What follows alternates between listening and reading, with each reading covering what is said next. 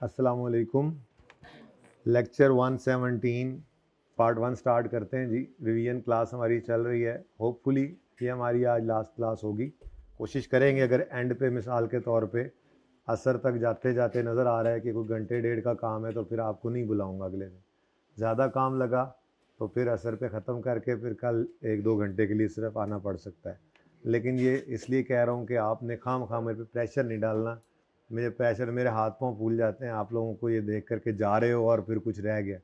Relax करके करेंगे काम। सारा सेशन हम रिलैक्स रहे हैं।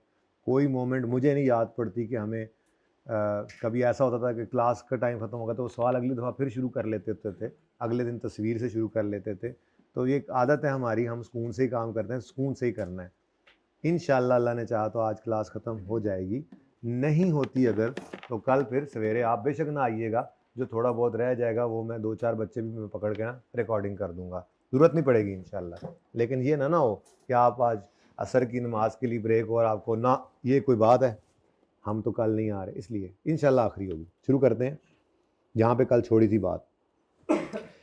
हड़प्पा इंडस्ट्रीज़ वाला सवाल हमने किया था, जिसके अंदर मैंने आपको कहा था मूवमेंट इन रीवैल्यूएशन सरप्लस और हैड देयर भी नो रीवैल्यूएशन वाला काम कर लेना। ठीक है, तो मूवमेंट इन रीवैल्यूएशन सरप्लस के लिए मैंने आपको हमेशा से समझाया हुआ है कि आपने इस कॉलम को सिर्फ पकड़ना है, आपकी मूवमेंट बन जाएगी। ठीक है, आप इसको अलग अलग बना सकते हैं, आप इसको इकट्ठा भी कर सकते हैं, लैंड एंड बिल्डिंग करके इकट्ठा भी कर सकते हैं, लेकिन मैं अलग ही बना देता हूँ। ठीक है, आपके इस वर्किंग के अंदर क्या क्या आइटम्स आया करते थे जी? ओपनिंग, अरोज, एडजस्टेड, ट्रांसफर्ड और क्लोजिंग। तो ओपनिंग, कोई अरोज हो तो ऐड हो जाता है, कोई एडजस्टेड का मतलब कोई लॉस आया, सरप्लस को खा गया, कोई ट्रांसफ़र है तो वो आएगा, और क्लोजिंग आ जाता है। ठीक है जी। अब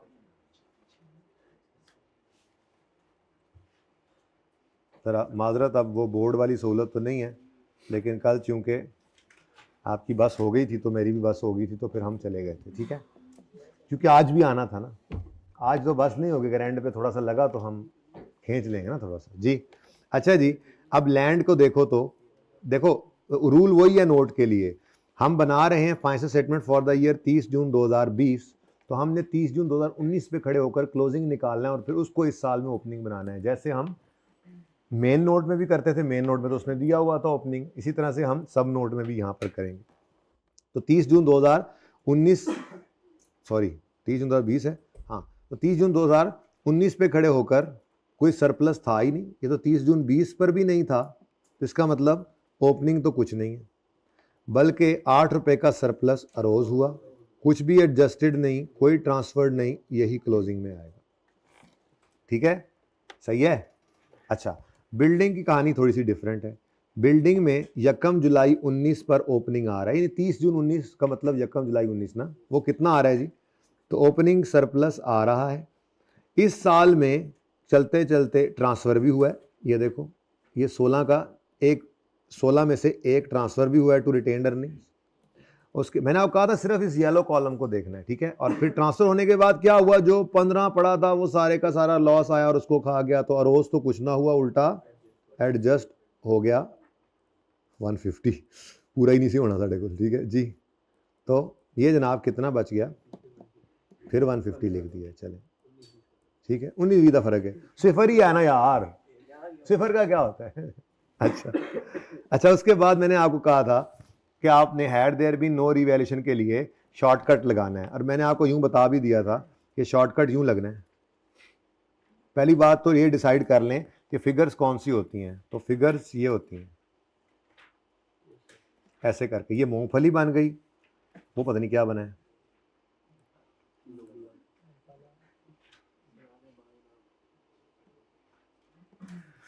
चलें, रूल क्या था,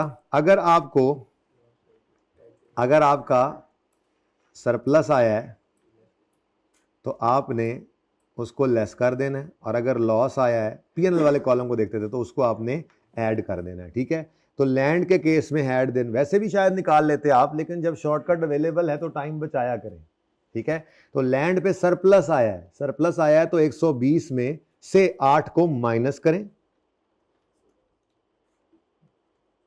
तो ये कितना आ गया, 100, 108 मिलियन, 112 मिलियन, 112 मिलियन, मिलियन में ही चल रहा था ना सवाल, ठीक है। ये समझ आया, समझ आया है।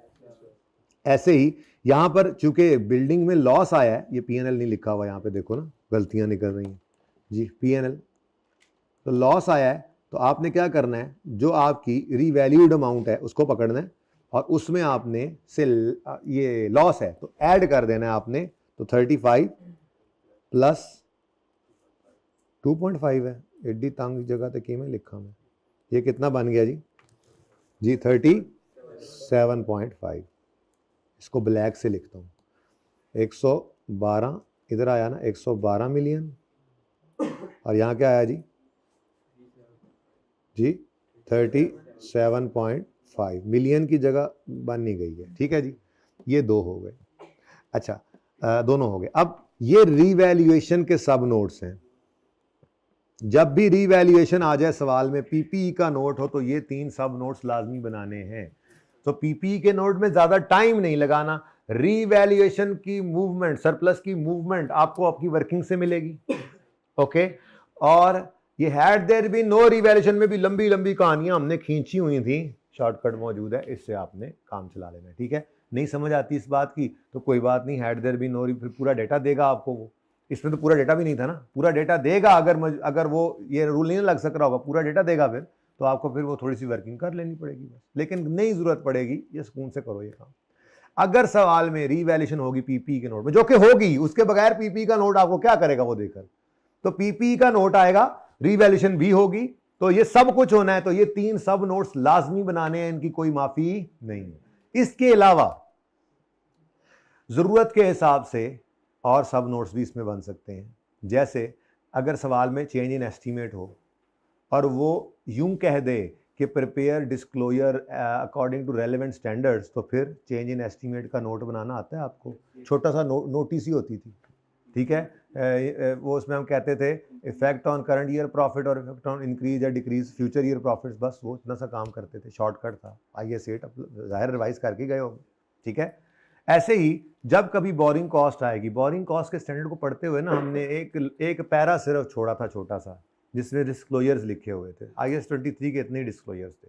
वो डिस्क्लोजर क्या थे, बस अगर आपके सवाल के अंदर आपके इस साल में आपको एसिड नजर आ रहा है प्लांट, और बोलो इस प्लांट के अंदर आपकी 2.84 है, पॉइंट जरा गायब हो गया तस्वीर में, ठीक है, ये 2.84 की बोरिंग कॉस्ट कैपिटलाइज हुई है, बस ये आपने यूजर को बताना है, बोरिंग कॉस्ट का डिस्क्लोजर सिर्फ इतना सा कि आपके प्लांट की कैरिंग अमाउंट में बोरिंग कॉस्ट कैपिटलाइज हुई है, इंटरेस्ट रेट कितना यूज हुआ था 12%, तो ये 3 चीजें बस IAS 23 कहता है बता दो। अब नीचे तो जगह है नहीं तो मैं यहाँ 7.4 लिख रहा हूँ, आपके पास तो जगह होगी इंशाल्लाह, तो उसको लिखें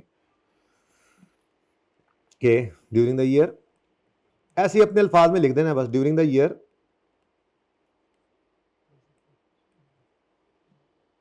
बोरिंग कॉस्ट, मैं ड्यूरिंग द ईयर को अगर ऐसे लिख दूं, आप पूरा लिखिएगा, during the year borrowing cost भी ऐसे लिख देता हूं, ठीक है, borrowing cost amounting to rupees of rupees, मैं छोटा छोटा करता जा रहा हूं, ऑफ रुपीज कितना था 2. रजिस्टर ना खोलना, कल सवाल किया ना खोलना, अभी CMA वाले बैठे थे चहक चहक कर बातें कर रहे थे, पता नहीं केड़ी सुतियां रुआं आ गई ने मेरी क्लास से। 2.84 of 2.84 million, the borrowing cost of 2.84 million is capitalized, in assets नहीं, दसो केड़ा asset, is capitalized in plant, cost of plant लिखना चाहिए, चलो लिख देता हूँ, cost of या कैरिंग अमाउंट ऑफ प्लांट, कुछ भी लिख लो, कैपिटलाइज इन प्लांट नहीं, कैरिंग अमाउंट ऑफ प्लांट, असल लफ्ज तो ये होना चाहिए, ठीक है। तो ये बताया आपने कि प्लांट की कैरिंग अमाउंट में 2.8 मिलियन की बोरिंग कॉस्ट पड़ी है, और साथ ही ये बता दो इंटरेस्ट रेट क्या यूज हुआ था, तो capitalisation rate of 12% is used, ठीक है। तो कैपिटलाइजेशन रेट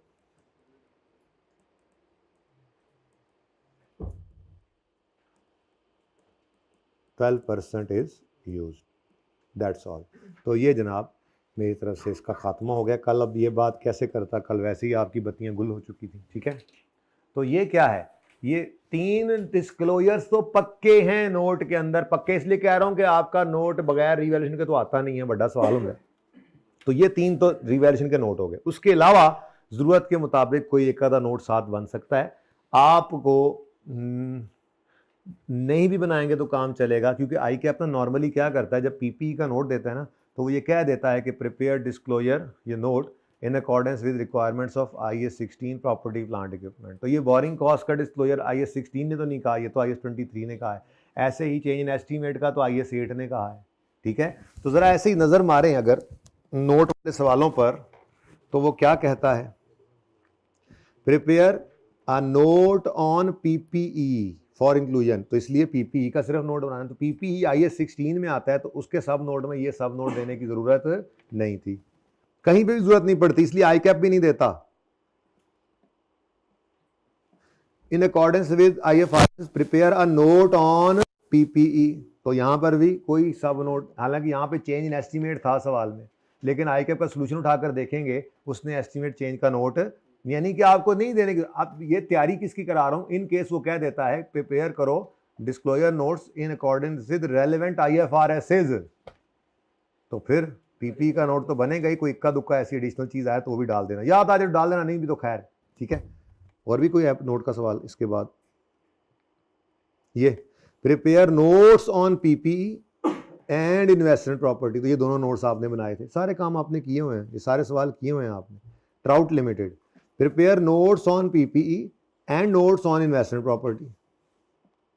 उसके बाद ये होमवर्क आपने कर लिया होगा उम्मीद है जब दिया था किसी जमाने में। चलें तो इससे पीछे भी चलते हैं, इससे पीछे भी एक नजर डाल आते हैं। ये अभी हमने की सूखी हो गया, ये कौन सा है, ये तो जर्नल एंट्री स्पार्टनिक हो गया, ये अभी अभी किया हमने, ये करना है। ये तो आपका थ्योरेटिकल है, ये आपने खुद ही करना है। मैं रखूंगा इसको रखूंगा रिवीजन प्लान में।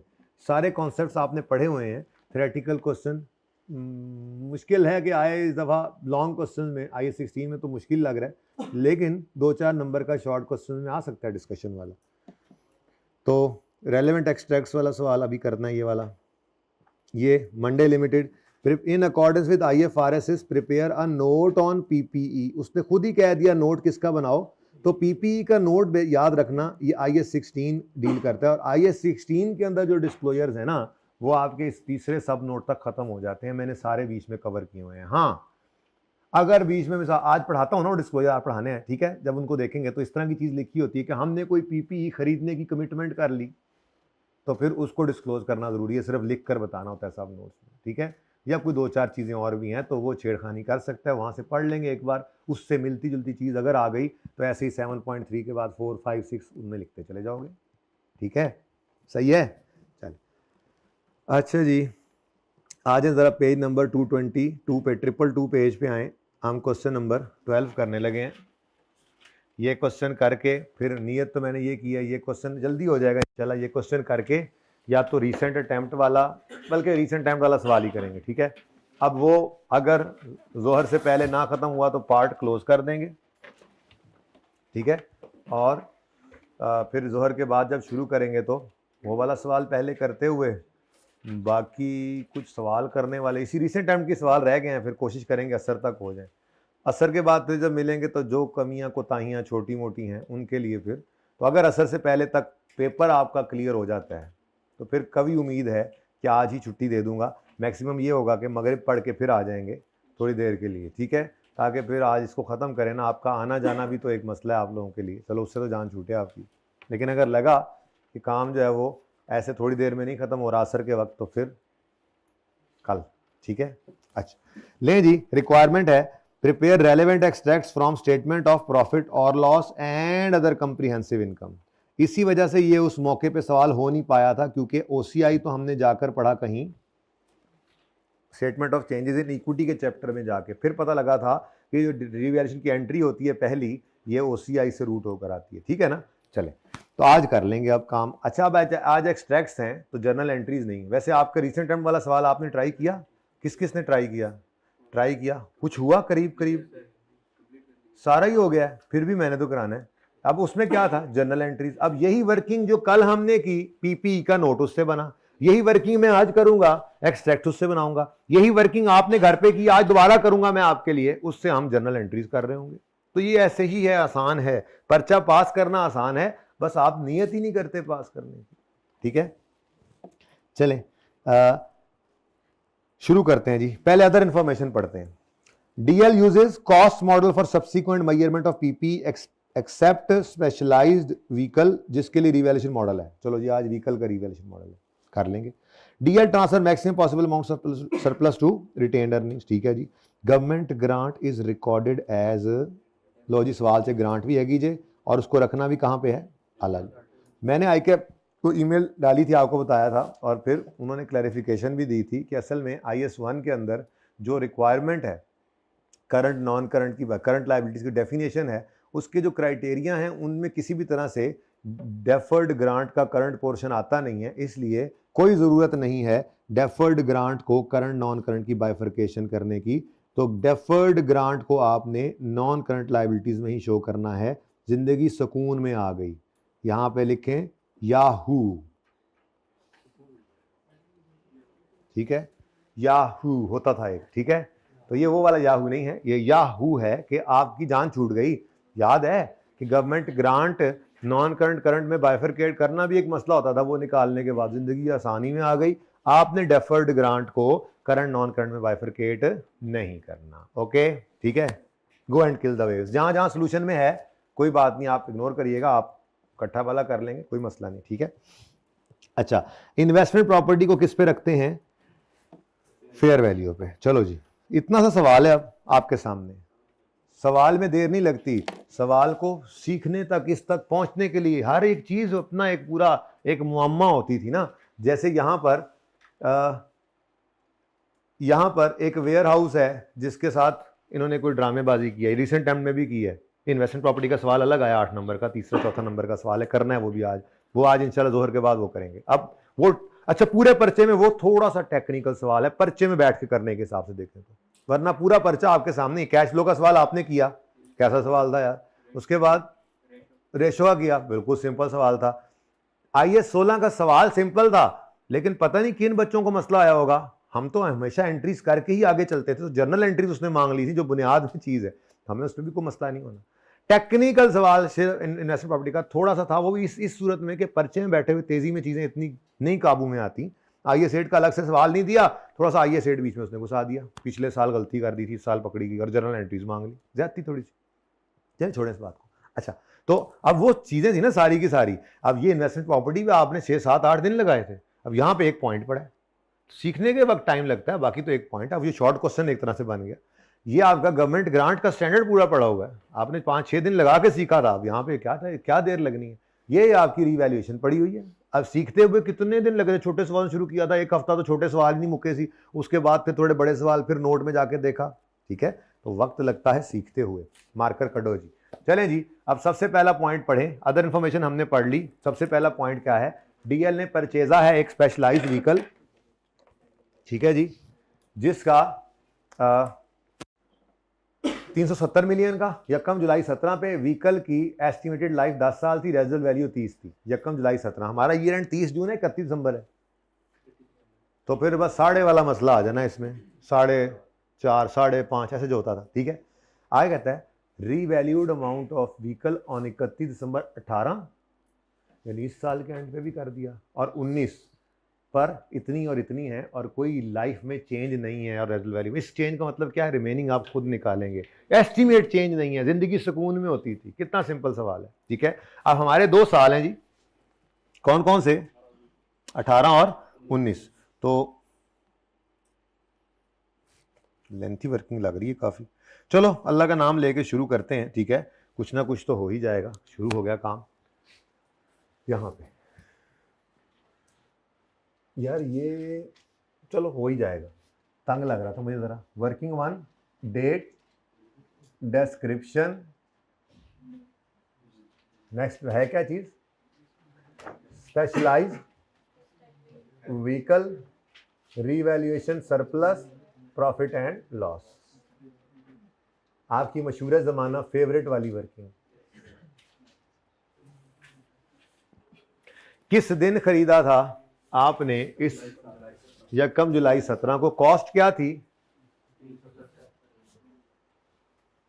चलो यकम जुलाई 17 कॉस्ट है 370। उसके बाद ये पहला डेप्रीसिएशन इसकी आई होगी पहली 31 दिसंबर 18 पर, ऐसा ही है, और पहले सॉरी 17 पर, अच्छा, और पहली रिवैल्यूएशन कब हो रही है?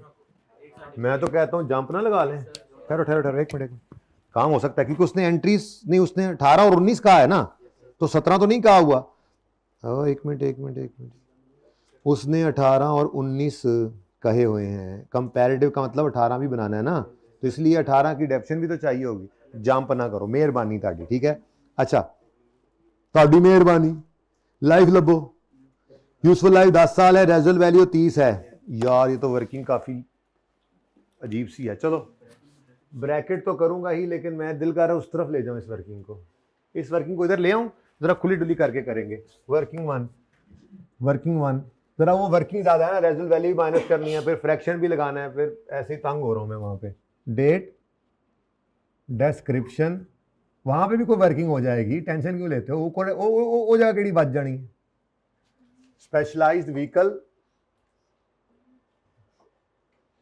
रीवैल्यूएशन सरप्लस और प्रॉफिट एंड लॉस। अब थोड़ा ये जगह खुली हुई, ठीक है। अच्छा, अब यकम जुलाई 2017 पर हमने ये व्हीकल खरीदा था,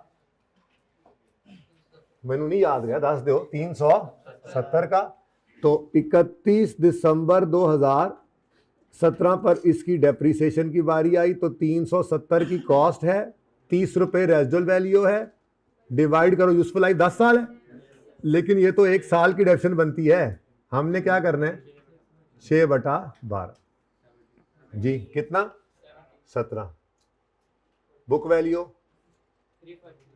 353, और इसके बाद अभी आगे चलना है इसमें, अभी इसको कुछ भी नहीं करना, क्योंकि 18 के एंड पे जाके रीवैल्यू हुआ, फिर 19 के एंड पे ईयर एंड रीवैल्यूएशन पे चल रहे हैं, लेकिन पहले 31 दिसंबर 18 पे पहुंच तो ले। अभी तो हम 31 दिसंबर 17 पे खड़े, ठीक है जी। तो 31 दिसंबर 18 तक लाना है, तो अब टाइम बचाना है, लेकिन मसला ये है कि फ्रैक्शन लग गया, वरना तो मैं दोबारा फॉर्मूला ना लिखता, डिवाइडेड बाय 10 जी, 34 आ गया, बुक वैल्यू 319। अब इस दिन क्या करना है जी, आपने रीवैल्यू करना है इसको, तो एक लाइन खाली छोड़नी है और रीवैल्यूड अमाउंट लिखनी है। तो 31 दिसंबर 18 पर क्या रीवैल्यूड अमाउंट है जी, 300। कुछ नया लग ही नहीं रहा, बोरिंग तो इसीलिए चल रहा है काम, कुछ नया कर ही नहीं रहे हम, तो क्या करें, अब बच्चे ही कुछ नहीं था, कॉन्सेप्ट तो वही थे जो हो गए जी। 300 कितना, 302 कितना, 17 का लॉस आ गया, मिस विला ही लॉस से हो गई जी।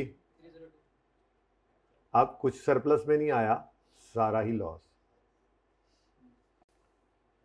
ठीक है, ये रीवैल्यूएशन लॉस आ गया। अब मेरा मशवरा ये है, सारा भी एंड तक लेके जा सकते हैं, लेकिन मेरे ख्याल में 18 को पहले करना दे, क्या ख्याल है, कर लेते हैं, सिंपल, इससे जरा सीख लेना। अभी मुझे जरा लाल और नीला मार्कर दे दो।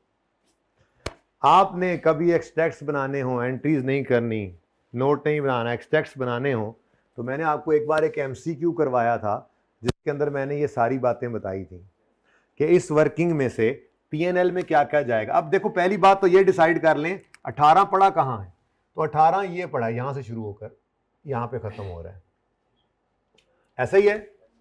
अब आप सारे काम करके, एंट्रियां शेंट्रियां करके भी यहीं पे पहुंचेंगे, जो नतीजा आपको बता रहा हूं एक्सट्रैक्ट्स के लिए। तो रिवीजन क्लास में तो आपको पता है, फिर शॉर्टकट्स ही बताए जाते हैं कि सब आता है, अब ये कर लेना। अगर एक्सट्रैक्ट्स का सवाल आए तो मुझे बताओ, इस बताया भी था वैसे उसमें MCQs में, P&L के अंदर क्या जाना है, एक तो ये डेप्रीसिएशन जाएगी P&L में, और दूसरा ये लॉस जाएगा P&L में, ठीक है। तो आ जाओ, लिखो इसको, डेप्रीसिएशन एक्सपेंस किसका है जी, ये स्पेशलाइज्ड व्हीकल का, और कोई जरूरत नहीं है दोबारा कहीं कुछ करने की, वर्किंग वन में निकला तो पड़ा है, वो खुद जाके देख लेगा। ये 34 का एक्सपेंस आ गया, ठीक है। दूसरी चीज क्या आ रही है जी पीएनएल में? अच्छा देखो एंट्री करके देख लो, debit expense debit accumulated credit, यही होती है एंट्री। इसकी एंट्री क्या हो रही है? PNL debit, revaluation loss, debit और एसेट क्रेडिट। तो क्यों एंट्रियां करूं मैं जब काम चल रहा है? तो पीएनएल के अंदर क्या जाना है? एक डेप्रिसिएशन और दूसरा पीएनएल के कॉलम में कोई मूवमेंट है। तो ये पीएनएल कॉलम में आ गई ना मूवमेंट, पीएनएल में मूवमेंट है। तो दूसरी चीज क्या आ गई यहां पर? Revaluation loss. ये भी वर्किंग 1/6 के अंदर भाई देख लेना कितना, 34 और ये आ गया 70 जी को मसला। अच्छा पीएनएल में इसके अलावा कुछ नहीं जाना, ये टोटल ये चीजें। तो ये फॉर द ईयर फिगर है, ये भी फॉर द ईयर है, लेकिन इसका इंपैक्ट प्रॉफिट में, असल में ना ये बुक वैल्यू पे वर्किंग बन रही है ना, तो ये एसेट वाला इंपैक्ट मैंने पीएनएल में नहीं लिखा। इसकी डबल एंट्री क्या है? 34 की डबल एंट्री क्या है? डेप्रीसिएशन पीएनएल में डेबिट और एसेट क्रेडिट कह दो, एसेट क्रेडिट। तो एसेट क्रेडिट यहां नजर आ रहा है, डेबिट डेबिट मैंने उधर दिखाया है, ठीक है ना। ऐसे ही इस माइनस का एसेट क्रेडिट जो है, इसका डेबिट किसको पड़ रहा है? पीएनएल को। हमारी वर्किंग में इत्तेफाक से वो सामने पड़ा हुआ, हमने उठा के लिख लिया, ठीक है। अगली चीज जो होती है वो बैलेंस शीट की प्रेजेंटेशन है। तो बैलेंस शीट में 31 दिसंबर 18 पर क्लोजिंग बैलेंस से जाना है, और दो ही चीजें हैं क्लोजिंग बैलेंस जो लेकर जाती हैं बैलेंस शीट में, एक है पीपीई, दूसरा है पीएनएल। पीएनएल पीएनएल ना, पीएनएल तो फॉर द ईयर है। तो ये दो कॉलम है, एक पीपीई आएगा और दूसरा सरप्लस आएगा। सरप्लस तो कुछ है नहीं, तो आपका ये वाला बैलेंस, ये आपका स्टेटमेंट ऑफ फाइनेंशियल पोजीशन में चला। सवाल खत्म। अगर एक साल ही होता तो कहानी खत्म, कोई एंट्री नहीं की हमने। अब आप एंट्रीज कर लो, मैं सिर्फ एक दफा कर देता हूं, एंट्रीज कर दो। तो depreciation expense debit, accumulated depreciation credit 34 से। दूसरी एंट्री नहीं, पहले ट्रांसफर की entry, accumulation debit PPE credit 34 से नहीं, 34 से नहीं, सॉरी, 34 जमा 17 कितना बनेगा? कितना बनेगा? पहले मैं जरा लिख दूं, एक मिनट। नॉन करंट एसेट्स में मैं सबसे पहले वो तो लिख लूं जो मैंने आपको सिखाया। क्या जी? स्पेशलाइज्ड व्हीकल, पीपीई ना लिख दूं, पीपीई, पीपीई, हाँ ठीक है। उसके आगे आप ब्रैकेट में लिख लो कि आपको जरा याद रह जाए, ये पीपीई क्या है? स्पेशलाइज्ड व्हीकल है। तो वर्किंग नंबर 1 से क्लोजिंग उठाकर आप इधर ले आए 302। ये मैंने डायरेक्ट कराया आपको। अब एंट्री से वही प्रूफ करता हूं ताकि आइंदा के लिए इस बात को मान लो, पर्चे में ये टाइम जाया ना करना पड़े, ठीक है। एक्यूमुलेशन डेबिट, अच्छा पहले इस साल की डेप्शन की एंट्री की आपने, फिर आज तक की डेप्शन कितनी? 51 को ट्रांसफर किया, और फिर आपने पीएनएल डेबिट करके पीपीई क्रेडिट किया, लॉस आ गया ना 17। अब आपको क्या करना था? आपने यूं शुरू कर दिया काम। आपने कहा जी हमारा एसेट जो था हमने खरीदा था 370 का, 17 का डेबिट होकर 353 पे नजर आ रहा था साल के शुरू में। ये तो ओपनिंग हो गया ना, ये ओपनिंग हो गया, ऐसे ही है। ओ बोलो। अब पहली एंट्री पड़ी depreciation expense debit, accumulated debit credit, यहीं पे माइनस कर दिया मैंने जरा, है। या चलो आप अलग रखो, आपको जी ये हमारी कॉस्ट है। पूरी एंट्रियां करके एक बार आज जान छुड़ाएं इससे कि दोबारा फिर हम ये ना देखें। तो पीपीई की एंट्री कर रहा हूं मैंने, यहां पे 302 लिख दिया, ठीक है। इसको इधर ही साफ सुथरा करके ऊपर रखें, मैं इधर वर्किंग करके दिखाता हूं। अगर मैं बैलेंस शीट के अंदर नॉन करंट एसेट्स में ऐसे अलग अलग दिखाता, मैं कहता जी स्पेशलाइज्ड व्हीकल की जो कॉस्ट थी ना, कॉस्ट वो थी हमारी 370, और इसकी एक्यूमुलेटेड डेप्रीसिएशन जो थी ना जी साल के शुरू में, वो 17 थी। ये ओपनिंग आ गई, ऐसा ही है, ये समझ आती है। पहली एंट्री पड़ी depreciation expense debit, accumulated depreciation credit, ठीक है जी। दूसरी एंट्री पड़ी, ये तो 370 इधर लिख लो, कॉस्ट ही चलो लिख लो 370। दूसरी एंट्री पड़ी ओ transfer, accumulated depreciation debit, asset credit, यही करते थे एंट्री। तीसरी एंट्री पड़ी पीएनएल डेबिट और एसेट क्रेडिट। आंसर बताओ 302, इसका आंसर बताओ 0, बुक वैल्यू। तो एडा रोला पा के भी उत्थे ही पहुंचे हो ना। तो पर्चे में ये नहीं करना, ये एक्सट्रैक्ट्स के लिए बता रहा हूँ। एंट्रीज तो सारी करनी पड़ती हैं, लेकिन पर्चे में अगर एक्सट्रैक्ट्स का सवाल आ जाए, लगता तो नहीं इसकी बारी है, पीपी की बारी लग रही है, लेकिन अगर आ जाए तो जिंदगी ज़्यादा आसान है कि आपने पीएनएल वाली फिगर्स देख ली, 2 आई और बैलेंस शीट में क्लोजिंग जाता है, ये पीएनएल है ना, अगर सरप्लस का बैलेंस पड़ा तो वो भी उठाकर लिख देते, कोई मसला। तो ये सारा काम नहीं करना, ये दिमाग में भी नहीं करना अगर एक्सट्रैक्ट्स का सवाल है तो, जरूरत ही कोई नहीं है। बस इतना याद रखो इस वर्किंग में से। ये मैंने आपको जब टॉपिक कराया था तो उस वक्त MCQ 1 लिखा था और उससे बताया था 5 रिक्वायरमेंट्स हो सकती हैं। वो कह सकता है डेप्शन कितनी जा रही है, वो कह सकता है पीएनएल में क्या एक्सपेंस जा रहा है, या वो कह सकता है ट्रांसफर की क्या अमाउंट है, वो कह सकता है रिवैल्यूएशन कितना आया ओसीआई में, वो कह सकता है क्लोजिंग बैलेंस शीट के अंदर एसेट या सरप्लस का क्या जाना है। ये सब एक MCQ से बन सकते हैं, वो इसी वर्किंग से समझाया था। तो फिर आगे भी करते हैं, कोई मसला नहीं। ये मिटा रहा हूँ अब, ठीक है, क्योंकि हमारा साल खत्म हो गया। हाँ, बस ये जरूर निशान लगा रहने दो कि इसको भुगता दिया हमने, यहां से लेकर वो तो 353 तो ओपनिंग था ना, ये हमने भुगता दिया, ठीक है, बस सही है। चलो आगे बढ़ते हैं। अब अगला साल आया तो अगले साल में आपने पहले डेप्रीसिएशन निकालनी है, डेट लिखे बगैर, याद आया मैं लिखने लगा था तो भूल ना जाए, ठीक है। अब रीवैल्यूड अमाउंट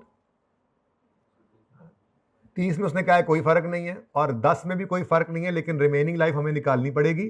तो अगर यकम जुलाई पे खरीदा था तो 31 दिसंबर 17 तक 6 महीने गुजर गए, 31 दिसंबर 18 तक 1.5 साल, 1.5 साल, तो 1.5 साल गुजर गया, 10 में से 1.5 गया तो बाकी 8.5, ठीक है।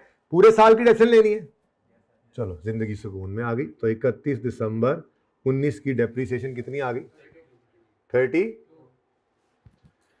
यार साल अगला शुरू हो गया, क्यों ना कलर चेंज कर दें, जरा दूर से नजर आए जी। 31 दिसंबर 2019 डेप्रीसिएशन आपने निकाली है 302 माइनस 30 डिवाइडेड बाय 8.5 करके, और ये आ गया आपका 32। उसके बाद अगला काम आपने नशर तो करना ही है, उसकी एंट्री नहीं होती थी पर करते फिर भी थे। तो 17 को डिवाइड कर दो 8 पॉइंट, ना करे ना तो जो बाद में अगर इसके बाद सरप्लस आए तो वो फिगर सही नहीं होती जी, +2, पर इसका करना कुछ नहीं है, एंट्री कोई नहीं होनी। वैसे तो एंट्री हम कोई भी नहीं कर रहे, ठीक है। अब ये पहुंच गया हमारा एसेट 31 दिसंबर 19 पर, कितने पर, ये कितना हो गया, 270 पे एसेट आ गया, और लॉस इस वक्त -15 पर नजर आ रहा है, ठीक है जी। अब फिर क्या हुआ, एक बार फिर से रीवैल्यूएशन हो गई। तो चले रीवैल्यूएशन में क्या कहता है, 31 दिसंबर 19 पे 290 पे एसेट चला गया, तो एक लाइन छोड़ी आपने और 290 लिख लिया। ये 290 क्या है, 31 दिसंबर 19 पर एक लाइन खाली है और रीवैल्यूड अमाउंट आपको नजर आ रही है 290 की। अब ये 290 पे गया तो आपको क्या आ गया जी, 20 रुपए का सरप्लस। हाँ जी, मुश्किल काम तो नहीं है कोई, उल्टा मैंने मुश्किल को भी आसान करने की कोशिश की। ये काम तो आपको आता ही है, अगर एक्सट्रैक्ट्स आ जाए तो शॉर्टकट गया, ठीक है जी। पहले इसने जाके इस लॉस को उल्टा दिया, 0 हो गया, बाकी 5 रुपए आपके सरप्लस में नजर आएंगे। और चूंकि यहाँ पे साल खत्म हो गया तो ट्रांसफर ट्रूसफर कोई नहीं होना। अब सारी एंट्रीज करनी है, आपकी मर्जी है, और अगर अब बात माननी है तो मान लें, मैंने वैसे एक बार प्रूफ कर दिया है, ठीक है। तो ये है हमारा 19। इस 19 में पीएनएल के अंदर क्या जाता नजर आ रहा है आपको, एक तो आपको डेप्रीसिएशन जाती हुई नजर आ रही है, ये डेप्रीसिएशन जाएगी। दूसरा आपको ये प्लस की कोई डबल एंट्री तो नहीं होती थी, लेकिन ये फॉर द ईयर जिसमें ये ओसीआई भी हिट होता था, ये एंट्री होती क्या होती थी, एसिड डेबिट सरप्लस इन ओसीआई क्रेडिट और पीएनएल क्रेडिट। तो ये पीएनएल के अंदर आपका, मैं इसको गेन लिखूंगा, ठीक है, इसलिए गेन लिख रहा हूं कि आप उसको इनकम के तौर पे लिखें। हालांकि दरअसल तो ये क्या होता था, ये रिवर्सल ऑफ प्रीवियसली बुक, पर reversal of loss is just like gain. तो ये आपका क्या आ गया जनाब, पीएनएल के अंदर ये फिगर आएगा, ठीक है। और पीएनएल में कुछ आना है, बोलो। ओसीआई का आइटम मौजूद है, इसकी एंट्री क्या हुआ करती थी, बोलो। इसकी एंट्री, अब पूरी एंट्री नहीं कर रहा मैं कह रहा हूं पूरी एंट्री नहीं करनी, एंट्री करके भी यहीं पहुंचना है, घर पे जाके इसकी एंट्रीज कर लेना बेशक आप, मुझे कोई मसला नहीं, ठीक है। तो एसिड डेबिट, सरप्लस इन ओसीआई क्रेडिट, पीएन, मैं तो ऐसे चल नहीं रहा, ठीक है। अब मैंने अभी तक स्टेटमेंट ऑफ कॉम्प्रिहेंसिव इनकम के पॉइंट ऑफ व्यू से 3 चीजें ढूंढ ली। यहां पर पहली चीज है डेप्रीसिएशन, पहले से लिखा हुआ दोबारा ना लिख देना, कितनी डेप्रिसिएशन आएगी, 32 की डेप्रीसिएशन नजर आ रही है जी ये। उसके बाद 5 क्या है, change in revaluation surplus, specialised vehicle का है, ऐसे ही है जी, कितना 5 इस साल में, पिछले में कोई नहीं था। और ये क्या है, reversal of previously booked loss, लेकिन हम इसको क्या लिख लें, रीवैल्यूएशन गेन लिख लें, ठीक है। रीवैल्यूएशन लॉस कोई नहीं आया, रीवैल्यूएशन गेन आ गया जी, जरा अलग रहे तो अच्छा लगता है, रीवैल्यूएशन गेन, ठीक है जी। ये वर्किंग नंबर 1 से ही आया है, ठीक है। कितना गेन है जी, पिछले साल ये नहीं था, ठीक है। ये बात सारी चल रही है किसकी, स्पेशलाइज्ड व्हीकल की। मैंने अभी तक सिर्फ एक एडजस्टमेंट की है और उस वर्किंग से ही सारा कुछ मुझे मिल गया, जो मेरा पीएनएल में आना है, ओसीआई में आना है। इवन बैलेंस शीट की बारी भी आई तो बैलेंस शीट में क्या हो रहा है जी, बैलेंस शीट में क्लोजिंग बैलेंसेस जाते हैं, और क्लोजिंग बैलेंस किस चीज के होते हैं आपको पता है, एसिड का close, acid balance sheet item है, और रीवैल्यू सरप्लस ये फॉर द ईयर जो अरोज हुआ है, ये वो है, ये ओसीआई से होकर अल्टीमेटली कहां जाया करता था, रीवैल्यू सरप्लस के कॉलम में, और वहां से क्लोजिंग बन के बैलेंस शीट में ही तो आता था। तो यही वो लिखने लगा हूं मैं कि दूसरी चीज क्या आएगी, ये 290 सॉरी, ये स्टेटमेंट ऑफ फाइनेंशियल पोजीशन में, और ये 5 भी स्टेटमेंट ऑफ फाइनेंशियल पोजीशन, ठीक है।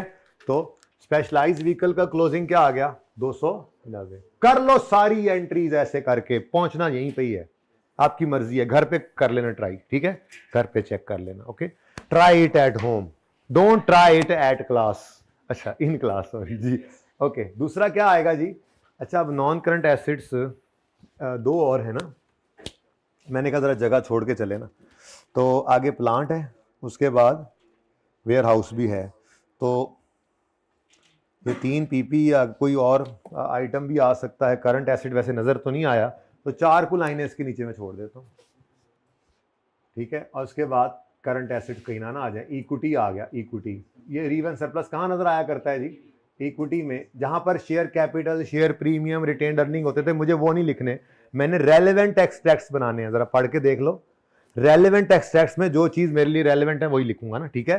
तो यहां पर हमने लिखा आकर रीवैल्यूएशन सरप्लस किसका जी, स्पेशलाइज्ड व्हीकल का, और ये सब कुछ ही कहां से आ गया, एक वर्किंग से सारा कुछ हो गया जी, पिछले साल कोई नहीं था। एडजस्टमेंट 1 इज ओवर, ये मैं मिटा दूं, ये जो नहीं करना वो मिटा दूं, सीखा ऐसे ही था, सब कुछ ऐसे ही किया हुआ है। अब वो एंट्रीज मांग लेगा तो एंट्रीज जरूर करेंगे, नंबर उसी के मिलने, लेकिन जब वो एक्सट्रैक्ट्स मांग रहा है तो उसने कहां से एंट्रीज को नंबर देने हैं।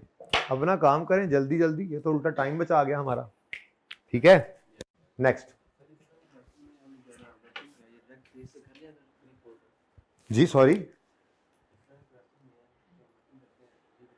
देखो वर्किंग तो जरूरी है ना, वर्किंग उसकी, इतना टार्जन तो मैं तो नहीं हूं कि मैं इस वर्किंग के बगैर भी सब कुछ डायरेक्ट कर लूं, तो मेरे ख्याल में कम से कम वर्किंग तो कर लो, है मेरे हाथ देखो, वर्किंग एक बुनियाद है, वर्किंग से ही आपने एंट्रीज मांगे तो वो कर लेनी है आपने, मैंने आपको हर चीज वर्किंग से सिखाई है, इस वर्किंग ने आगे भी चलना है, R2 के अंदर भी इसी के आगे 2 कॉलम पढ़ने, और फिर IS12 भी इसी में लग जाना है।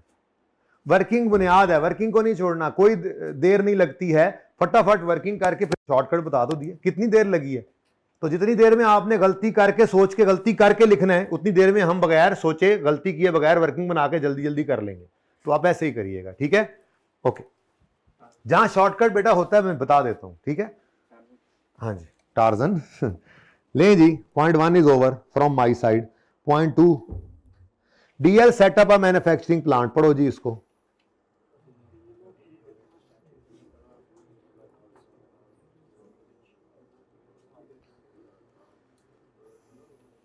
बस 10 मिनट में अब ये सवाल खत्म करना है, ठीक है। डीएल ने एक प्लांट सेटअप किया 280 मिलियन का। प्लांट की यूजफुल लाइफ 8 साल है और प्लांट को यकम जनवरी 18 में खरीदा था और अवेलेबल फॉर यूज हुआ यकम, तो इसलिए इसको छोड़ो। ये है हमारी डेट ऑफ एडिशन की डेट, यानी कि स्टार्ट डेप्रिसिएशन यहां से करेंगे, ठीक है जी। अच्छा, अगली बात,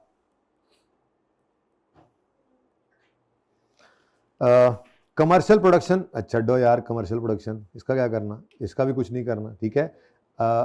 परचेज जिस दिन हुआ उसको छोड़ो, जिस दिन कमर्शियल प्रोडक्शन स्टार्ट हुई उसको भी छोड़ो। हमें तो जिस दिन अवेलेबल फॉर यूज हुआ वो चाहिए फॉर डेप्रिसिएशन। और यकम जुलाई 18 पे, अच्छा इसको ना, इसको कभी भी आपने, मुझे याद है मैंने कहा था इसको कभी भी लिफ्ट ना कराया करो। अगर आपको ग्रांट रिसीव हुई एसेट से रिलेटेड तो उसके आने की डेट को भी इग्नोर करो। आपके लिए स्टार्ट करने की डेट जो डेप्रिसिएशन है वही आपकी स्टार्ट करने की डेट है अमोर्टाइजेशन की, ठीक है। यानी कि स्टार्ट करो डेप्शन और रिकॉर्ड करो इनकम, रिकॉर्ड इनकम इसी डेट से। बाद में आती है तो क्या हुआ, पहले आ जाए तो भी रुकी रहती है। आपकी डेफर्ड ग्रांट मैच किससे करती है, आपके को मसला। अच्छा, अब मेरे ख्याल में तो इसकी वर्किंग भी बनाना नहीं वारा खाती क्योंकि ये तो कॉस्ट मॉडल वाला है। खैर चलें, 120 मिलियन की ग्रांट रिसीव हुई है टुवर्ड्स प्लांट और सैंक्शन लेटर कह रहा है कि if DL ceases the use of plant in remote area 31 December, DL would be required to repay the grant in full. कहीं पे लिखा हुआ है कि वो उनको लगता है कि नहीं करेंगे, तो फिर वो करेंगे, उनकी यही उम्मीद है, ठीक है। अब ये दोनों को मैं तो कहता हूं वर्किंग में भी ना लाएं, डायरेक्ट ही पोस्टिंग कर देते हैं, शुरू करें काम। तो सबसे पहले इस प्लांट को रिकॉर्ड कब आया है, मतलब 2018 में आ गया ना। चलो तो यहां पे मैं आ गया, मैंने यहां पर लिखा पीपी। अब ये पीपी में क्या चीज आ रही है जी, प्लांट, ठीक है जी। अब प्लांट की कॉस्ट इधर लिखी हमने। एक काम करते हैं, वर्किंग यहीं पे शो कर देते हैं थोड़ी सी जी।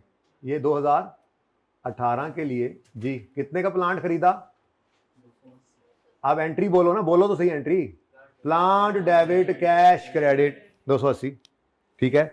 और साथ ही ग्रांट को भी रिकॉर्ड कर लो, ठीक है। माना वो कुछ दिन बाद आ रही है, ग्रांट की एंट्री कितनी आई है, ग्रांट ये डेफर्ड, ये जो IAS 20 है ये बस ऐसे ही रिवाइज होना है आज जितना हो गया, ठीक है ना। अच्छा जी, 120 रुपए की ग्रांट रिसीव हुई तो कैश डेबिट। अब इसके अंदर भी कुछ 2-3 लाइनें छोड़कर नॉन करंट लायबिलिटीज लिखो। आज ये भी जान बख्शी होगी, कितना टाइम बच गया कि अगर आपको डेफर्ड ग्रांट रिकॉर्ड करनी पड़े। तो मैंने कहा था कि पता लग गया, लेकिन फिर मैंने कहा था अब रिवीजन क्लास में बताऊंगा, क्योंकि बात चलते चलते जहां पे थी वहां से तो गुजर गई थी ना। इसलिए जब रिवीजन होगी तो अब जो रिवीजन क्लास में नहीं आया और बाद में भी नहीं लेगा रिवीजन क्लास, तो उसकी ये सहूलत उसको नहीं ना मिली। तो वो पर्चे में अगर आ जाएगा ये सवाल और ऐसे ही डेफर्ड ग्रांट तो करंट नॉन करंट बैठा होगा, बाइफरकेट कर रहा है जी, तो कितना पागल होगा वो। इसीलिए कहा था जब कहूं जाना तब जाना जी। तो डेफर्ड ग्रांट प्लांट की मद में आई है, deferred grant related to plant है। और इधर देखो जी 2018 में कितनी है अमाउंट, 120 की एंट्री बोलो, बोलो तो सही। कैश डेबिट, कैश डेबिट दिमाग में, डेफर्ड ग्रांट। एक्सट्रैक्ट्स में कैश कभी भी शो नहीं करते थे क्योंकि कैश का ओपनिंग डेबिट्स क्रेडिट्स पता नहीं है, वहां पे तो क्लोजिंग बैलेंस आने होते हैं, इसलिए हम नहीं करते थे प्रेजेंट, याद है ना। अब ये तो होगी रिकॉर्डिंग, अब तुमने जमाई भी ले ली। अब हम करेंगे प्लांट को डेप्रीशिएट और ग्रांट को अमोर्टाइज, सिंपल, ठीक है। तो 18 के अंदर तो अप्रैल 18 से शुरू होना है, 31 दिसंबर तक कितने महीने बने, तो 9 महीने इनकम और डेप्रीसिएशन। तो यहां पे आए हम, डेप्रीसिएशन, डेप्रीसिएशन एक्सपेंस। अब ये किसका डेप्रिसिएशन एक्सपेंस है जी, प्लांट का। तो 2018 और इसी तरह से इनकम के लिए भी यहीं पर ग्रांट इनकम, ये भी प्लांट रिलेटेड ग्रांट है ना, ठीक है।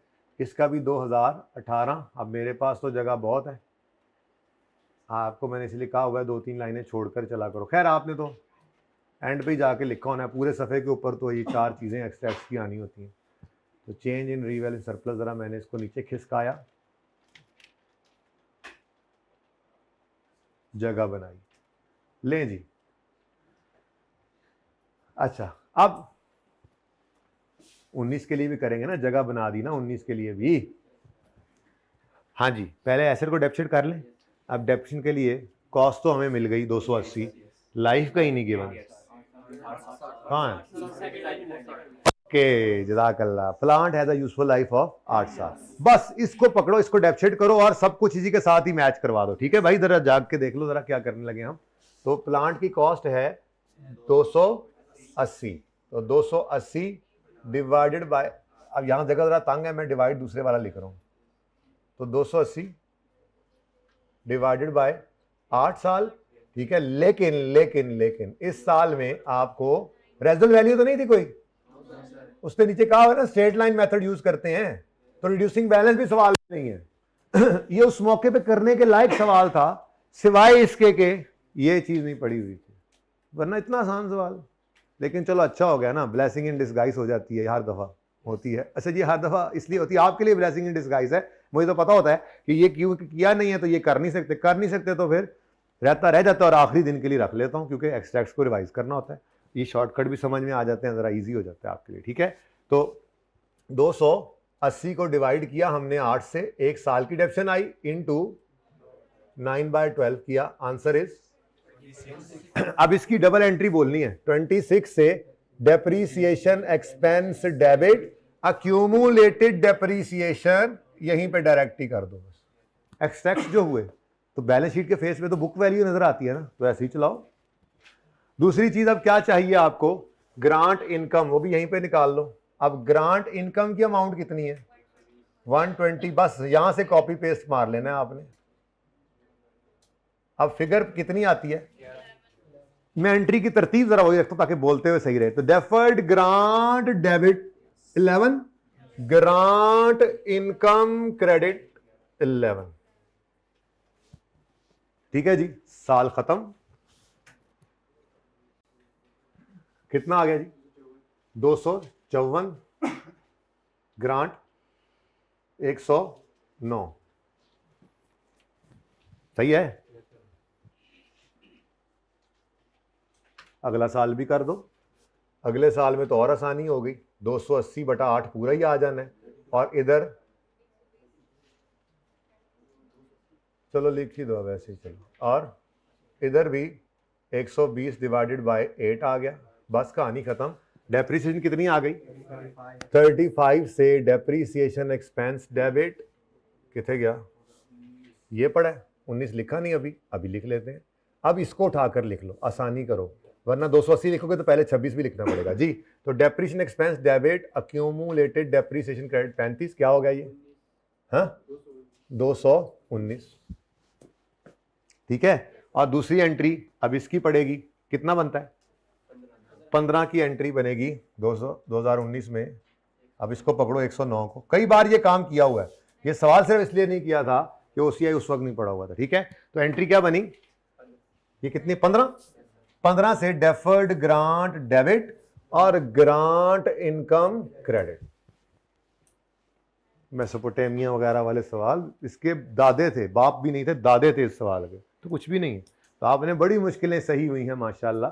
आप अब बस अल्लाह अल्लाह करें, पर्चे में परेशान ना होना, जो समझ में आए वो करते जरूर जाना जी।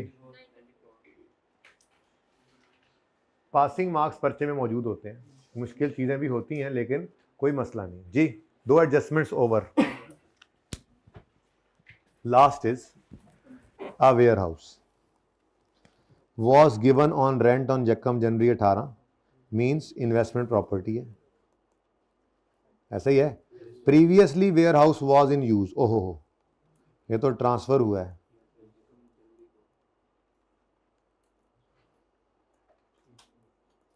ठीक है, टू इन्वेस्टमेंट प्रॉपर्टी, यानी कि यकम जनवरी 18 जो हमारे इन 2 साल में पहला दिन है, पिछले साल का पहला दिन है, उस दिन ये एंट्री पास करनी पड़ेगी आपको, investment property debit PPE credit.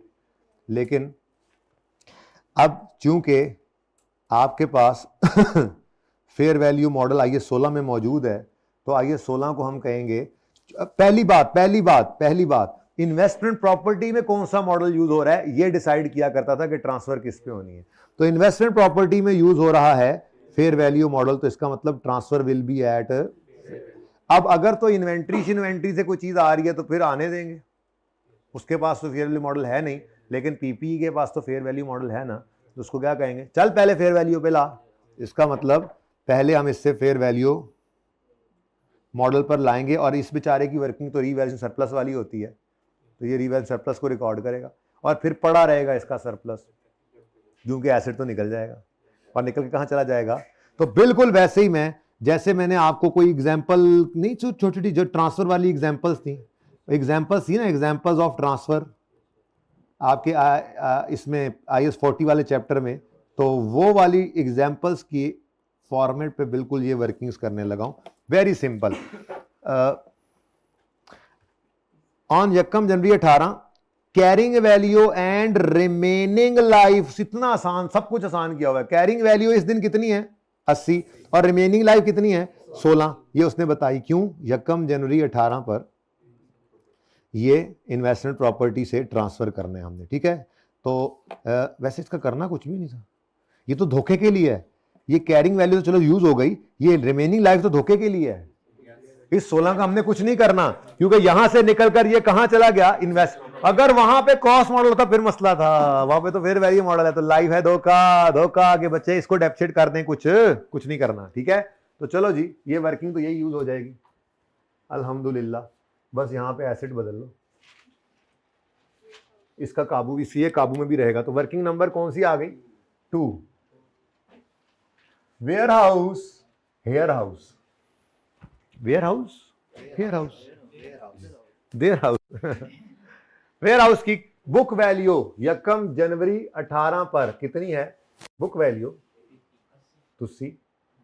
इसी दिन एक लाइन छोड़ो, ऐसे कहो तुम इस एसिड को छोड़ो, एक लाइन छोड़ो, और पीपीई को कहो तुम इस एसिड को छोड़ो। वेयर हाउस के आगे हमने, मुझे याद है हमने पीपीई भी लिखा था ब्रैकेट में जब हमने एग्जांपल्स को किया था, तो ये पीपीई है वेयर हाउस, ठीक है ना जी। तो पीपीई को हमने कहा छोड़ो इस एसिड को, लेकिन पहले फेयर वैल्यू पे लाओ।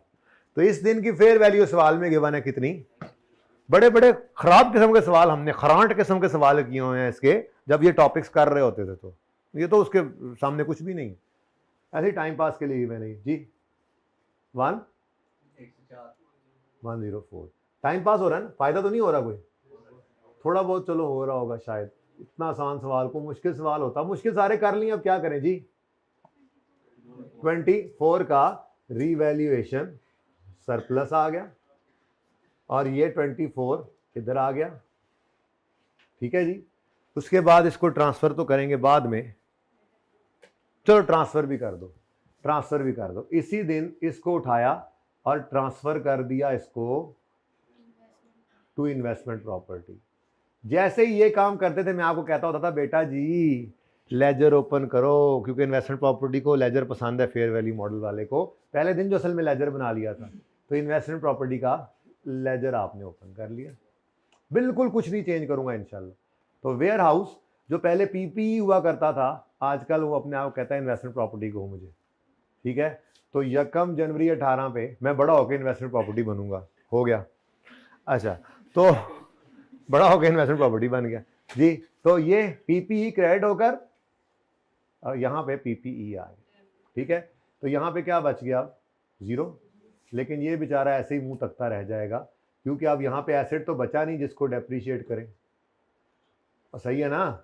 अगर कॉस्ट मॉडल होता तो इधर आकर भी डेप्रीशिएट हो रहा होता, तो फिर तो रीवैल्यू ही ना करते, फिर इसने आना ही नहीं था। आया है तो पड़ा रहेगा जब तक बिक ना जाए, ठीक है। तो मैं आपकी आप इसको भूले ना, मैं इधर डबल अंडरलाइन कर रहा हूं, हालांकि आज तक यहां पे कभी डबल अंडरलाइन की ही नहीं थी। अब पहले उस वर्किंग को फड़का दो, उस वर्किंग में से क्या कुछ आना है पीएनएल के अंदर। ये तो एसिड डेबिट, ये तो ओसीआई वाला आइटम है, ऐसा ही है। ये कहां जाएगा, ये ओसीआई में जाएगा। उसके बाद ये ट्रांसफर है, बैलेंस शीट आइटम। बस बैलेंस शीट के अंदर ये SOFP ये 18 में चला गया, तो 18 के अंदर इसको क्लियर कर दूं। OCI के अंदर चेंज इन रीवैल्यूएशन सरप्लस है। पूरी एंट्री करनी है, पूरी कर दो, मुझे कोई मसला नहीं है। एंट्री क्या हो रही है, एसेट डेबिट, पहले एक्यूमुलेशन की एंट्री की होगी जिसकी जरूरत नहीं थी ना, वैसे कर ली। उसके बाद एसेट डेबिट सरप्लस इन ओसीआई क्रेडिट, कितने से, 24 से, तो ये सरप्लस इन ओसीआई क्रेडिट 24, ठीक हो गया। अब यही आ गया बैलेंस शीट के अंदर, आके यहां पे समा गया रीवैल्यूएशन सरप्लस, किसका है जी, वेयर हाउस का है। और ये कहां से आया जी, वर्किंग नंबर 2 से। उधर भी लिख दो वर्किंग 2, इधर भी लिखो वर्किंग 1, कहीं और रह गया तो लिख लेना खुद ही, ठीक है।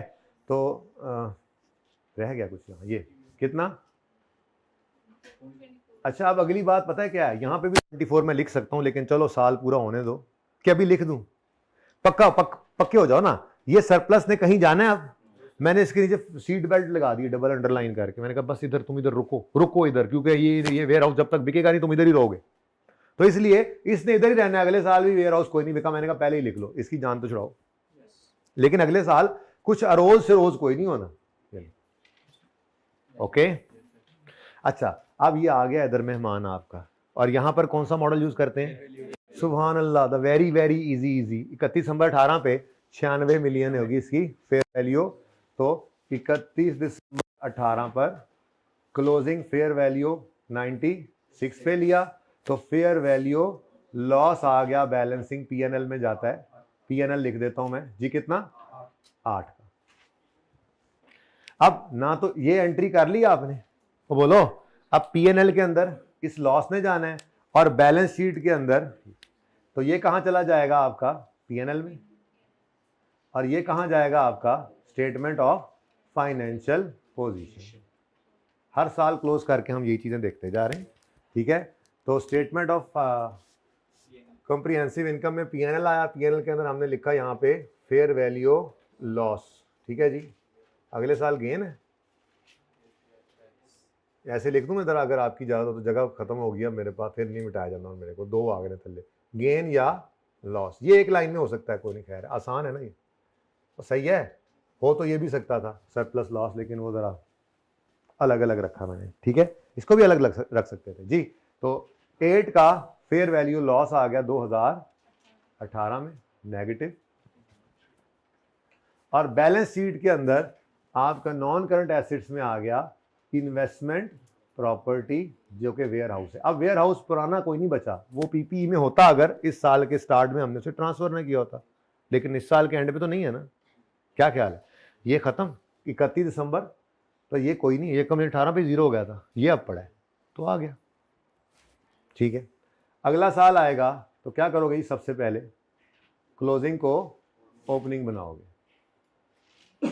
ये क्लोजिंग बैलेंस यकम जनवरी 19 पर ओपनिंग बन गया। इन्वेस्टमेंट प्रॉपर्टी की रिवीजन भी जरूरी थी, क्योंकि ब्रेक के बाद हमने इन्वेस्टमेंट प्रॉपर्टी वाला सवाल भी करना है। तो इसके अंदर बेसिकली IS 16 तो हमारा कल से रिवाइज हो ही रहा है, अभी उसका सवाल भी होना है, अभी रिसेंट टाइम वाला भी। अभी हमने IS 20 और IS 40 भी रिवाइज कर लिया जी, 96। अब ईयर एंड पर क्योंकि फेयर वैल्यू मॉडल है, डू नॉट डेप्रीशिएट, याद है IS 40, जब fair value model investment property में तो डू नॉट डेप्रीशिएट, इसलिए लाइफ रेलेवेंट नहीं थी, बस फेयर वैल्यू पे ले जाओ, गेन लॉस पीएनएल में। तो 31 दिसंबर 19 पे 115 हो गई फेयर वैल्यू, तो 31 दिसंबर 19 पर कैरी डाउन फेयर वैल्यू जो है वो 115 हो गई, तो आपको कितना 19 का फेयर वैल्यू गेन आ गया, बैलेंसिंग, ये भी पीएनएल वाला आइटम, ठीक है जी। तो मेरे ख्याल में तो सवाल ही खत्म हो गया हमारा इतनी जल्दी, ठीक है। तो मुश्किल काम नहीं है, आपने मेहनत कर रखी है सारी, पीएनएल में ये जाएगा और बैलेंस शीट में ये, तो पीएनएल में गेन आ गया 19 का पॉजिटिव, ये कितना था 8 था ना, और बैलेंस शीट के अंदर ओ पिछली बार लिखा ही नहीं, हाँ 96 लिख लो, सॉरी, और यहाँ पर 115 फेयर वैल्यू भी नजर आने, सवाल खत्म है जी। जरा जूम आउट करके इसकी पिक्चर रखें इनके सामने,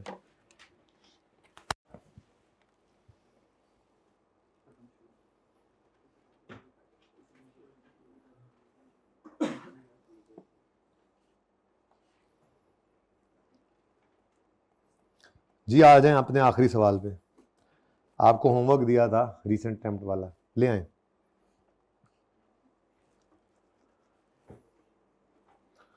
इसकी अब वर्किंग सब कुछ यहीं पे कर लूँ, उधर वाला भी पड़ा रहे, कोई रेफर ही करना पड़ जाता है। ठीक है, बस 1 मिनट अभी हैं, 7-8 मिनट है बेटा, 2-3 मिनट पहले छोड़ूंगा, बस फिर 1 मिनट सिर्फ ले लो, सिर्फ इसको पढ़ ले एक बार। वो कहता है जर्नल एंट्रीज करो, नरेशंस नहीं करने। खैर है, 1 जुलाई 23 पर KL रीवैल्यूड इस फैक्ट्री फॉर सेकंड टाइम। चलो जी, ईयर एंड क्या है 30 जून 24, तो हमारे साल का पहला दिन है 1 जुलाई 23। इस दिन वो कह रहा है रीवैल्यू किया है, लेकिन ये दूसरी बार है कि रीवैल्यू किया है। अभी हड़प्पा वाला सवाल किया तो उसमें भी दूसरी बार ही था, ओपनिंग में आपका सरप्लस लॉस आ रहा था, बिल्कुल वही काम है, कई बार ये काम आपने किया, कोई नई चीज नहीं। Resulting in upward revaluation of 18। Before this revaluation carrying amount was recorded as 81, जिसमें ग्रॉस ये है, डेप्रिसिएशन आज तक की ये थी, और this followed a previous revaluation which had resulted in revaluation loss of इतना। अब सब कुछ ही गिवन है, उसने सब कुछ ही बता दिया, बस स्टेटमेंट फॉर्म में बता दिया। तो वर्किंग 1 जब मैं करूंगा तो मैं अपनी मशहूर जमाना वर्किंग डेट, डिस्क्रिप्शन, RS, पहले एसेट ना लिखा, एसेट का नाम क्या है फैक्ट्री बिल्डिंग, तो फैक्ट्री बिल्डिंग आ गई। अब ये सवाल है कितने बच्चों ने अटेम्प्ट किया था, ये हो गया था ना, होना चाहिए था, क्विकली करेंगे सही, फिर भी जरा तसल्ली आपकी हो, जिन्होंने नहीं किया उनकी भी हो, थोड़ी गैरत भी आए कि जब बाकी कर सकते थे तो हमने क्यों ना किया। तो ये अगर हरकतें रही ना तो पढ़ के भी बंदे फेल होते हैं, ऐसी हरकतें छोड़ दें। अब पढ़ पढ़ के सारा सेशन और एंड पे आके ऐसी हरकतें कर रहे हैं, ओ कोई नहीं 4 से शुरू करेंगे, 5 से करेंगे, फिर 6 से करेंगे। ये नहीं पता ना फरवरी मार्च, सर ये तो हमने बताया ही नहीं था। अच्छा, तो यकम जुलाई 2023-21 बुक वैल्यू गिवन है, जो कि निकली है 90 माइनस कितना, नहीं 90 तो है थी, हाँ 90 माइनस 9। डायरेक्ट कर दूं ना, नहीं डायरेक्ट कर दूं, मतलब मैं इसको अलग अलग तो ना लिखूं। बोलो जी क्या आता है 81, ठीक है। और इस दिन कोई सरप्लस, ये कह रहा है सेकंड टाइम ये हुआ है। ओ अपवर्ड रीवैल्यूएशन इस दिन हुई है 1 जुलाई 23 को, लेकिन इससे पहले बिफोर दिस रीवैल्यूएशन ये कैरिंग अमाउंट थी। ओके, ठहर this followed a previous revaluation, अच्छा, जिसकी वजह से एक लॉस आया था, ठीक है। तो इसका मतलब जिस पर एक लॉस आया था, this followed a previous revaluation 1 जुलाई 21, जिसका लॉस आया था 12, इस वक्त वो कितना पड़ा होगा ये पता नहीं है, बात समझिए, ठीक है। उसने जो हमें बताया है कितना 12, फिर पढ़ लो, दिस फॉलोड अ प्रीवियस, हाँ सही है सही है, this followed a previous revaluation on 1 July which had resulted. अच्छा, इसको मैं तोड़ के लिखूं तो काम चल जाएगा, तोड़ के लिखूं ना अगर तो काम चल जाएगा कि 1 जुलाई 21 पर पिछली रीवैल्यूएशन हुई थी, ऐसा ही है, तो बोलो। तो उसके बाद अब आकर 1 जुलाई 23 पर ये काम हो रहा है, ठीक है। तो मैं अलग अलग लिख रहा हूं, बस ये कर रहा हूं थोड़ा सा, ठीक है, कि मेरे पास जो कॉस्ट या ग्रॉस कैरिंग अमाउंट कह लें, ग्रॉस कैरिंग अमाउंट मेरे पास कितनी है 90, ठीक है, ये ग्रॉस कैरिंग अमाउंट है, और इसमें से लेस करता हूं मैं 30 जून 2023 तक की ही अक्यूमुलेटेड डेप्रिसिएशन, यूं लिख दो 30 जून 23। अब ठीक है, और बोलो अक्यूमुलेशन इसलिए लिख रहा हूं कि थोड़ा सा आपको अंदाजा हो, उसने 9 दिया हुआ है लेकिन मैंने इससे कुछ और भी करना था, ठीक है ना। यानी अगर 9 रुपए की डेप्रिसिएशन है, और जरा चेक तो करो पिछली रीवैल्यूएशन कब हुई थी, लास्ट रीवैल्यूएशन हो रही है जनाब 1 जुलाई 2000, और आज ये आज क्या दिन, आज क्या डेट है, आज क्या डेट है, ब्रेक करनी है जल्दी से बताओ, 1 जुलाई 2000, तो कितने साल गुजर चुके। अगर 2 साल गुजरने पर 9 रुपए एसेट डेप्रिशिएट हुआ है, तो इसका मतलब 1 साल की डेप्रिसिएशन कितनी होगी। अब अगर 4.5 है तो आप परसेंटेज तो निकाल सकते हैं ना कि ये तो 2 साल की डेप्रिसिएशन है, ठीक है, तो 2 साल की डेप्रिसिएशन तो 1 साल की 4.5 है। अगर 1 साल की 4.5 है तो इसकी परसेंटेज निकालो 90 से, तो 4.5 डिवाइड बाय 90 करें तो कितना आता है 5%, ये जल्दी कर रहा हूं क्योंकि मैंने नमाज के बाद शुरू करना है, अभी करते हैं। ये मतलब 5% डेप्रिसिएशन रेट था, तो 5% के हिसाब से 2 साल अगर ये डेप्रिशिएट हुआ है तो ये भी दरअसल जो 12 आया था ये 2 साल के हिसाब से प्लस तो करना है ना, ये इसलिए सारी लड़ाई कर रहा था, ठीक है ना। तो ये इंशाल्लाह आकर शुरू करते हैं नमाज के फौरन बाद, ठीक है। इस पार्ट को यहीं क्लोज कर दें, ये आसान सवाल है, सिर्फ यही छोटा सा पॉइंट था, इसको जैसे भी मर्जी कर लें आप। बेसिकली आपको क्या चाहिए था, 5% रेट जो असल में था, यानी 5% रेट कह लें या 20 साल लाइफ कह लें, एक ही बात होती है, ठीक है, एक ही बात होती है। तो 20 साल लाइफ निकल आए तो आप इसकी एक प्रोडक्शन भी निकाल रहे थे जैसे, तो आप इसका भी प्लस वाली फिगर इकट्ठी निकाल लेंगे ताकि वो फिगर आ जाए रिवेंज के दिन जिसको कंपेयर करके गेन लॉस निकाल लें। भाई इतनी सी बात थी, इसमें बाकी कोई मसला नहीं, ठीक है। तो उसके बाद अगला वाला पॉइंट रिप्लेसमेंट ऑफ पार्ट है, और उससे अगला तो बहुत ही सिंपल था, ठीक है। तो ये इंशाल्लाह हम करेंगे पार्ट 2 के अंदर। थले बैठ जा, पार्ट 1 को क्लोज कर दें।